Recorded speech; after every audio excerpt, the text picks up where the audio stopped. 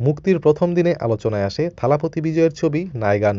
স্যানলিংকের তথ্য অনুযায়ী মুক্তির দ্বিতীয় দিনে ভারতে আনুমানিক ২১,১৫,০০,০০০ রুপি নেট আয় করেছে পূজা হেগড়ে ও মামিতা বাইজু অভিনীত ছবিটি, যা প্রথম দিনের ৪২,৭০,০০,০০০ রুপির তুলনায় ৫০.৫% কম।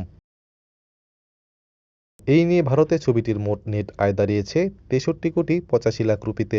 বিদেশের বাজার থেকেও দ্বিতীয় দিনে ১০ কোটি রুপি গ্রস আয় করেছে ছবিটি, ফলে বিদেশের মোট গ্রস আয় পৌঁছেছে ৩৭,৫০,০০,০০০ রুপিতে। এদিকে ভারতে ২ দিনে মোট গ্রস আয় দাঁড়িয়েছে ৭৫ কোটি রুপি।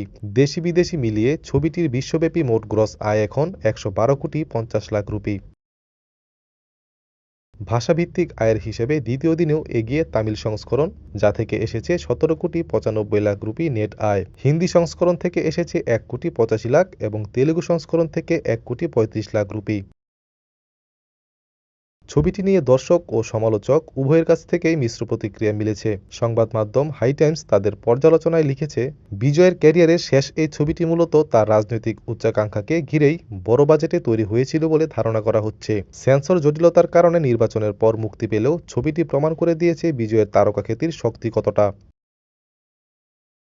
তৃতীয় দিনের লাইভ আপডেট অনুযায়ী ছবিটি ইতিমধ্যে ভারতে আরও ১ কোটি রুপির বেশি নেট আয় যোগ করেছে।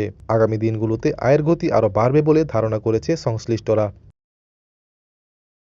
ATV USA entertainment desk. ATV USA, বিশ্বজুড়ে বাঙালিয়ানা।